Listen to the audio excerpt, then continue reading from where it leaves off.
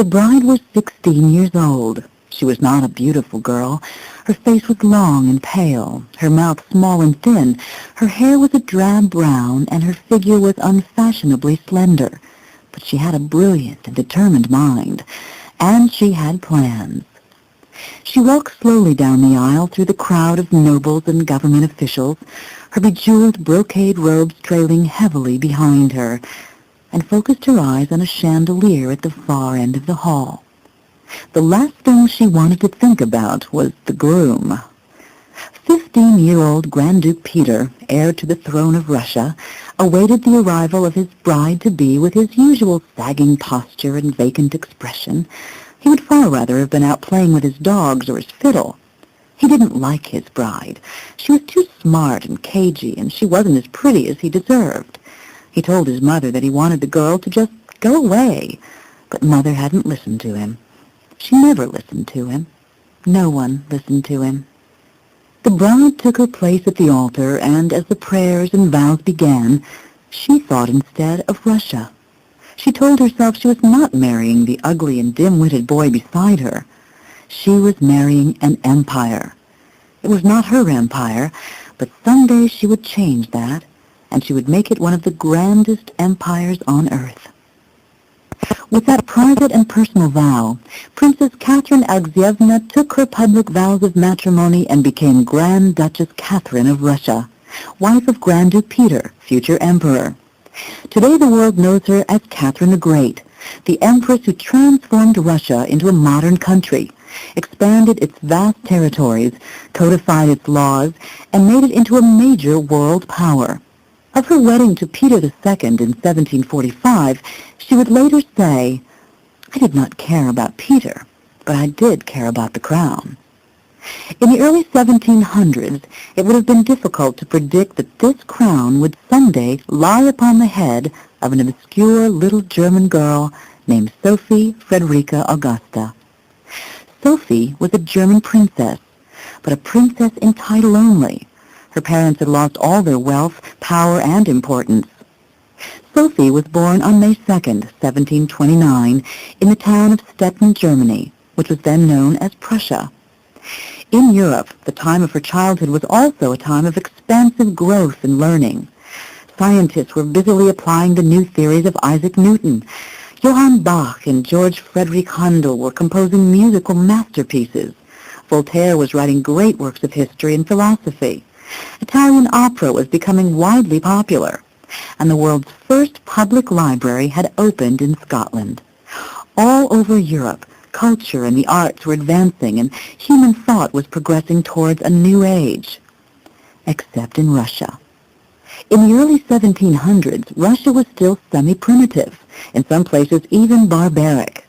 In its traditions and culture, it was still more Eastern than Western, more a part of Asia than a part of Europe. Society was based on a serfdom, a system by which peasants were obligated to work on lands and estates they didn't own, and were subject to the authority and laws of the estate owner. The serfs were the property of their masters, and the wealth of a noble was measured not by his land, but by the number of peasants he owned. Sophie Frederica Augusta had Russian roots. Her mother was Johanna Elizabeth, an impoverished member of the famous Romanov family. Her father, Christian Augustus, was a German prince. There were lots of princes in Europe at this time, however, and Christian Augustus was a rather insignificant one. He was a pious man, though, a devout Lutheran who deeply admired his daughter's fine mind, self-reliance, and obedient behavior. His greatest ambition for her was that she would someday enter the convent and become a nun. He could not have imagined anything more completely opposite to what she eventually became. Sophie's father died when she was still young, and she came under the almost absolute influence of her mother, Johanna Elizabeth. That influence was domineering and relentlessly ambitious. She was, after all, a Romanov. Johanna Elizabeth had never wanted a daughter, and she didn't hesitate to make that feeling known.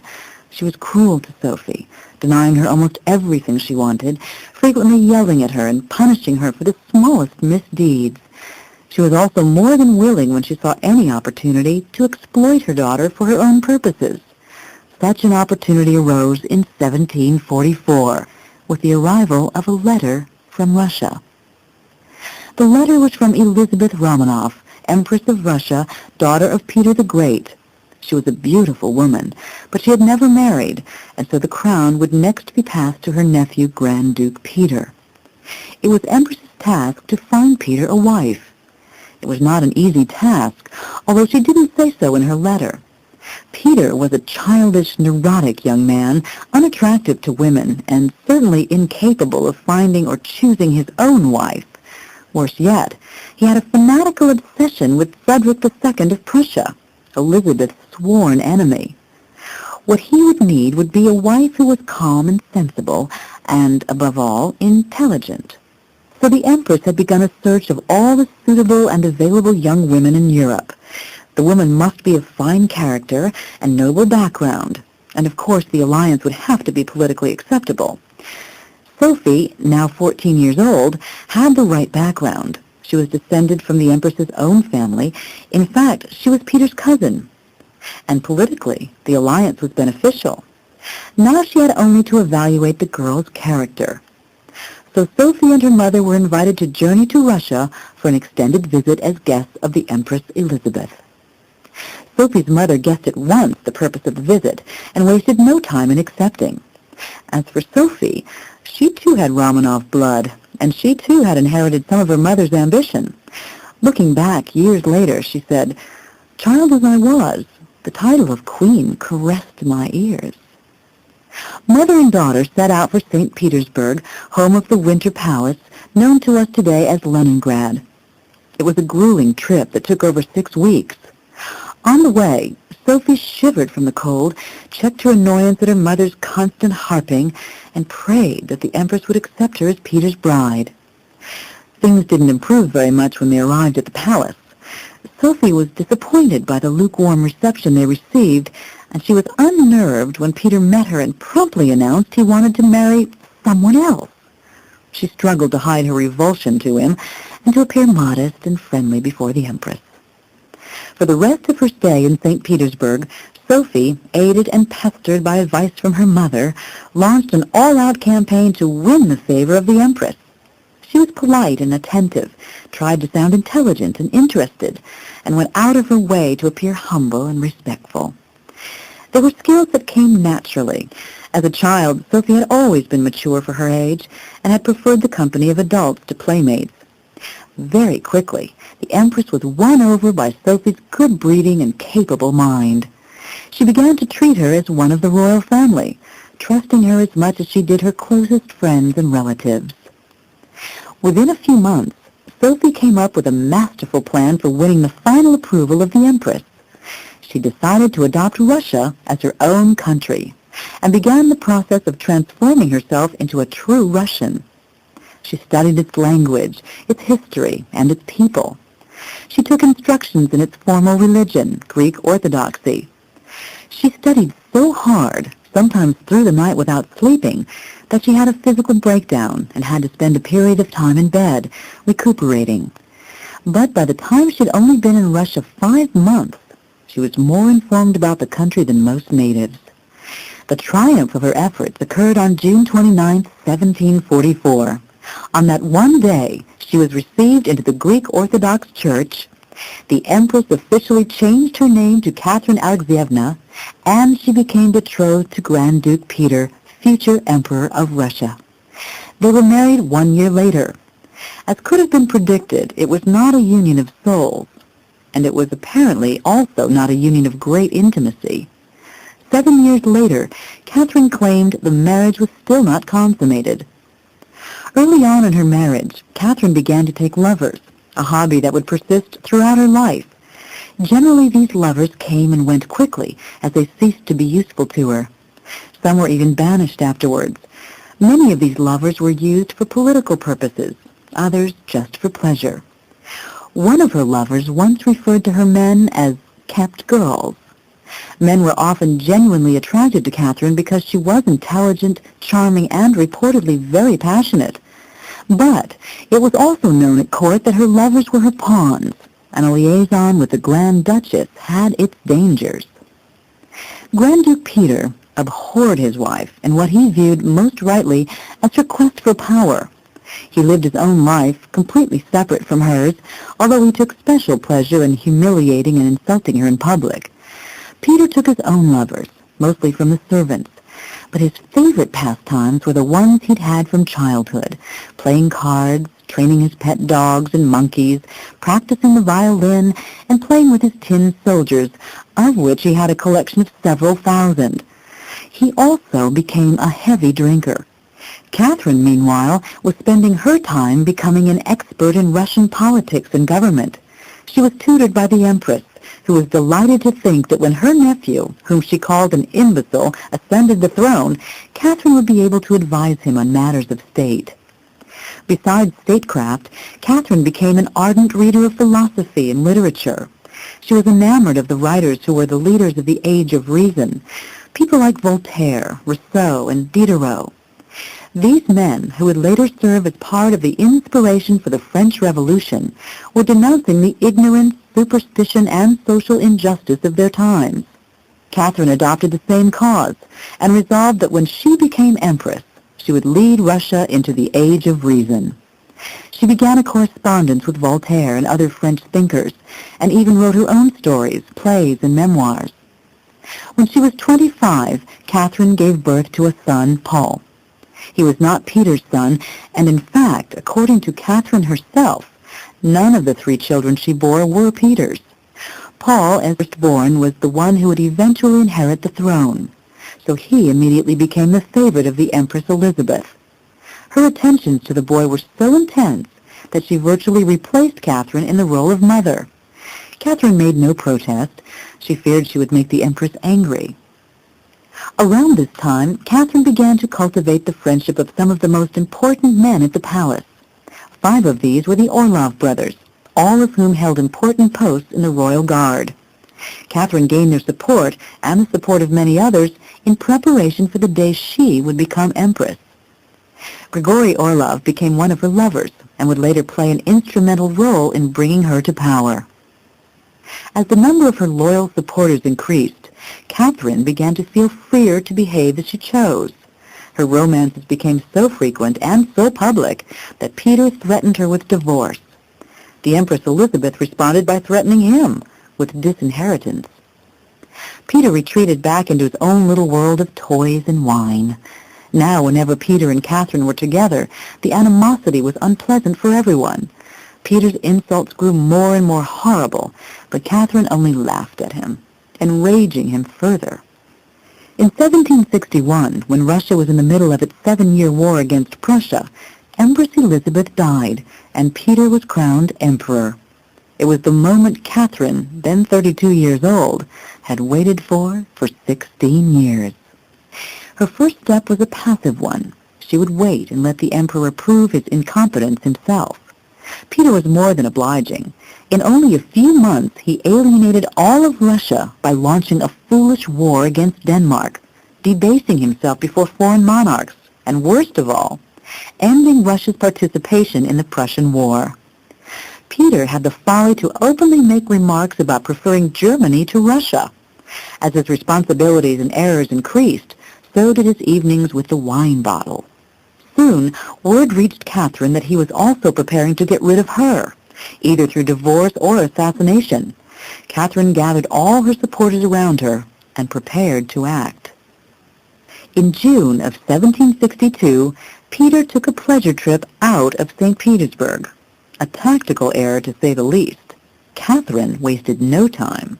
From her country house 19 miles outside of St. Petersburg, she made a dramatic march into the city and through the doors of the Winter Palace, where she claimed the throne of Russia.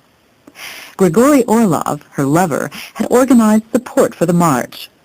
Backing her were the Royal Guard, the Greek Orthodox Church, and the Russian nobility.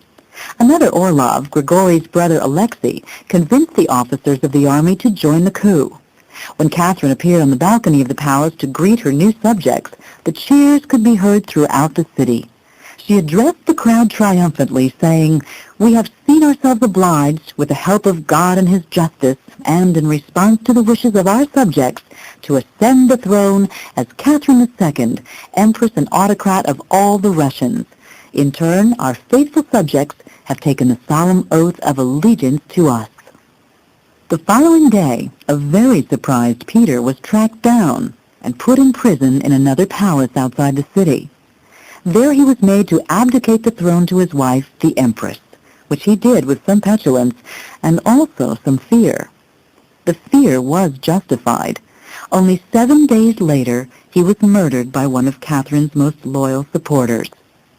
His reign had lasted all of 5 months. History disagrees on whether or not Catherine plotted with the murderer, but history does not disagree on her indifferent response. She calmly announced to the public that it had pleased Almighty God to remove the late emperor by a sudden and violent malady. And that done, in all the years that followed, she never once referred to him again. 2 months later, Catherine was crowned in an elaborate ceremony in Moscow, the ancient capital of the Tsars. Catherine took her new job seriously. She continued her voracious reading to further her understanding of her adopted country.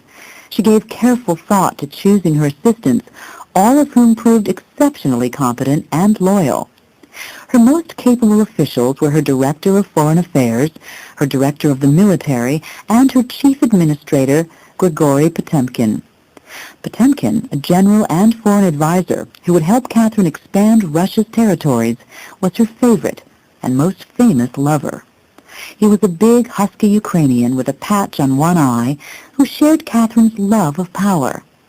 The relationship had many ups and downs, but it lasted for several years. Even after the end of the affair, Catherine gave him unlimited powers, so great was her trust in him. It was never misplaced. Potemkin was devoted to her wishes and interests until the very end.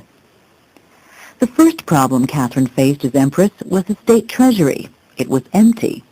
Empress Elizabeth had been known for her love of luxury and her self-indulgences, plus the war with Prussia had put Russia in debt. Catherine found a quick and simple solution. She secularized the property of the clergy. That is, she turned it over to the state. At the time, the clergy owned 1/3 of the land and serfs in Russia, so the profit was considerable. She also convened a commission of delegates who were assigned to define all the needs of the Russian people and come up with a constitution. The delegates represented every province and every social class of the country. Unfortunately, they debated for months and never came up with anything concrete. The Russians had nicknamed their new empress Little Mother of Russia, and Catherine set out to live up to the name. Still inflamed by the ideas of Voltaire and the ideals of the Age of Reason, she was determined to be a model ruler. She promised Russians she would abolish serfdom, that all her subjects would be equal and would have a voice in government. Overnight, she became one of the most admired rulers in the world. Philosophers in Europe called her the Star of the North, and the peasants spoke of her as if she were a saint. Within only a few years, Catherine had written new charters that outlined reforms in almost every area of Russian life. The most controversial was a charter that planned for the gradual elimination of serfdom, as she'd promised. The peasants, of course, loved it. The Russian nobility, of course, hated it. It was the first test of Catherine's conviction. To the idealist, she failed. To the pragmatist, she passed. What she did was give in to the nobles, who she feared would otherwise turn against her and maneuver her off the throne. Catherine kept her power, but she lost the love of the peasants. For some years after, Catherine continued to make promises that someday she would bring an end to the injustices in Russian society. And for some years, the people listened. Eventually, they'd had enough of words. In 1773, led by a zealous Cossack named Pugachev, who claimed to be the spirit of Catherine's dead husband, Peter, the peasants revolted. It was the greatest uprising in Russian history prior to the Revolution of 1917. The peasants marched against their masters, shouting, "We are free! Death to Catherine!" The rebellion spread quickly through many provinces. Several landowners were killed, and many estates burned to the ground. Finally, Pugachev organized his followers for a march on Moscow. Catherine was enraged and sent out her troops. The peasants were no match for the well-trained and well-armed Russian troops. The rebellion was crushed, and several of its leaders, including Pugachev, were beheaded. Then, in the belief it would prevent future revolts, Catherine punished the peasants by giving the landowners even more rights. In spite of her strong response to the rebellion, it had alerted Catherine to the need for reform. She reorganized local administrations to involve the people, brought the Cossacks into the regular army, and put the serfs under the administration of the state, where their rights could be protected. She established the Free Economic Society, aimed at advancing agriculture and industry. And she relaxed censorship laws and permitted private printing presses, which were hitherto banned. Even after the revolt of 1773, Catherine still spoke of eventually abolishing serfdom. But she changed her mind once and for all in the year 1789, when a certain event in Europe suddenly filled her with terror. The event was the French Revolution, one of the bloodiest revolutions in history. The French peasants executed hundreds of the nobility, without trial and without mercy. In what's come to be known as the Reign of Terror, they hunted down and persecuted anyone even casually accused as an enemy of the people. In a panic that the same thing might happen in Russia, Catherine clamped down on her own people, exiling to Siberia Russians who spoke of the same ideals of freedom and equality she had once herself spoken of. She even initiated serfdom in the Ukraine, where the peasants had previously been free. The former friend of the Enlightenment and the Age of Reason had no intention of risking her royal status. She said simply, "I am an aristocrat. It is my profession." 2 years after the French Revolution, when Catherine was 62 years old, she suffered a devastating personal loss when Grigory Potemkin was killed in a military campaign. Her affair with Potemkin was as close to love and as close to a real marriage as Catherine the Great ever got. When he died, she was overcome with grief. Of the many lovers she had, only Potemkin and Grigory Orlov ever influenced her policies, for they were the only two whose minds she respected as much as her own. In later years, Catherine became lazy and easily frustrated. She appeared to have become bored with the life she had fought so hard to attain and protect. She developed a new habit of chewing snuff, and even though old, white-haired, and fat, she still managed to pursue her old habit, lovers. When she was in her mid-60s, Catherine took up with Platon Zubov, a man in his 20s. Her demeanor in this affair was very different from her other affairs. This time she was doting, subservient, and fearful of rejection. The affair lasted several years. The darkest cloud hovering over Catherine's last years was her despair over having produced no promising successor. Her only son, old enough to take over her duties, was her firstborn, Paul, and he was a disappointment. Paul offered no company for the aging empress. Over the years, he had grown bitter towards his mother, probably because of the domineering and critical role she played in his life. Catherine considered him weak and imbalanced, like his father. She much preferred her grandson, Alexander, but could see no way to assure his succession. When Catherine died of a stroke in 1796, at the age of 67, her son didn't even mourn. On Catherine's passing, Paul took the throne as Emperor Paul I of Russia. He was a cruel and unpopular leader, and was assassinated only 5 years later. Catherine the Great was an energetic and tireless leader who had a profound and lasting effect on her country. She was a woman conflicted by her own desire for complete power and a sincere concern for the welfare of her people. When forced to make a choice between the two, she always protected her power first. Yet, in spite of her tyrannical and often merciless leadership, she made enormous reforms in Russia. Although Catherine never freed the serfs as promised, she made sure their housing and working conditions were improved. She made it mandatory that they be paid and not treated as slaves. She established free schools and hospitals throughout Russia and launched a program of vaccination against smallpox. She promoted and tried to facilitate the education of women. She standardized the currency, cleaned up the tax system, took the first census of Russia, and codified its laws so they no longer varied from province to province. Among her new laws were ones that banned cruel, inhumane punishment, that promoted religious tolerance, and that proclaimed all people equal before the law and guaranteed the right to a lawyer and a trial. Frustrated by the incompetence of Russia's lawyers, judges, and governors, she started training programs for them, some of which she taught herself. Catherine also built new roads, canals, towns, and cities.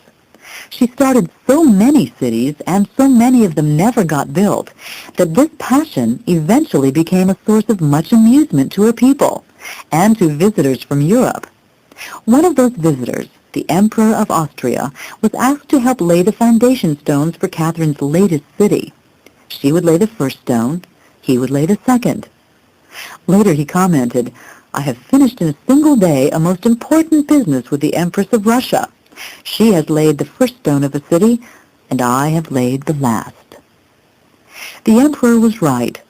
This city, too, was never built. But many others were, almost 100, including the seaport city of Odessa. And Catherine also took on the total modernization of her country's capital, St. Petersburg. First, she commissioned the leading architect of Italy to remodel and expand the Winter Palace, which is now one of the most majestic palaces in the world.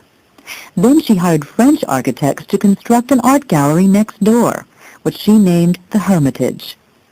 She then filled the Hermitage with masterpieces by artists that included Rembrandt, Raphael, and Leonardo da Vinci.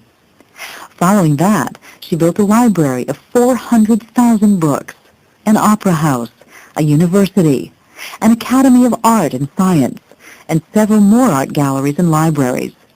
In only 34 years, she transformed the backward city of St. Petersburg into a major cultural center of Europe. Soon artists, writers, musicians, scientists, and scholars were flocking to its gates. Its universities became important centers of learning and produced some of the finest minds of Europe. While she was busy unifying and modernizing her country, she was also busy expanding it. She accomplished this in the usual imperialist style by launching wars on smaller, weaker nations. First, she annexed Poland, dividing it up between Russia, Prussia, and Austria, with the biggest share going to Russia. Then she took Lithuania and the Ukraine. Once she had the Ukraine, she opened it up to foreign settlers, and it soon became a richly productive agricultural area, the granary of Europe. She conquered the lawless tribes of Siberia and integrated that area into the Greater Russia. In 2 wars with Turkey, she took over a long stretch of land along the north of the Black Sea and the area of Crimea. This gave Russia a critical position in the Mediterranean that threatened the Ottoman Empire and fulfilled the ancient Russian dream of control of the Bosporus. The glorious climax of Catherine's victories was a trip to the Crimea, engineered by her lover Grigory Potemkin. She journeyed to Crimea by sea, and so dramatic was her arrival that her entourage was dubbed Cleopatra's Fleet. Waiting to meet her were the Emperor of Austria, the King of Poland, and numerous diplomats. Catherine dedicated new towns which bore her name and announced her intention to proceed all the way to Constantinople. By the time Catherine had completed her reign, Russia had expanded to the south and west over an area of 200,000 square miles. After these victories in Europe, the Empress set her eyes on the rich fur trade of Alaska. She established a settlement there in 1784 and soon had control of the entire territory. By the time Catherine died, Russia had risen to become one of the wealthiest, most powerful nations in the world. Catherine's greatness lies more in what she did for her nation than in what she did for its people. In some ways, they are not always the same thing. For although Catherine was a conscientious ruler who genuinely hoped to improve the lives of her subjects, her primary focus was the grandeur and power of Russia. Ultimately, she did little to grant freedom to the vast majority of Russians, and she brutally suppressed peasant revolts. She She put the interests of the upper classes first, and the peasants last, partially to protect her own position. She felt a combination of pity for the peasants and fear of them, a conflict she was never able to resolve. At the end of her reign, there was scarcely a free peasant in all of Russia. It was the forced labor of these peasants that financed Catherine's economic, military, and cultural projects. She was a gifted woman, with a deep appreciation and understanding of literature, art, and philosophy, but she failed to find a way to raise the cultural level of her country without sacrificing the needs of the poor and the oppressed. In the end, Catherine was one of a long line of Russian rulers whose many years of tyranny and indifference eventually spawned a revolution. Her goals for Russia were lofty, and her achievements were numerous, but she perhaps never understood that an empire, no matter how grand, must serve its own people first. This is the end of the session.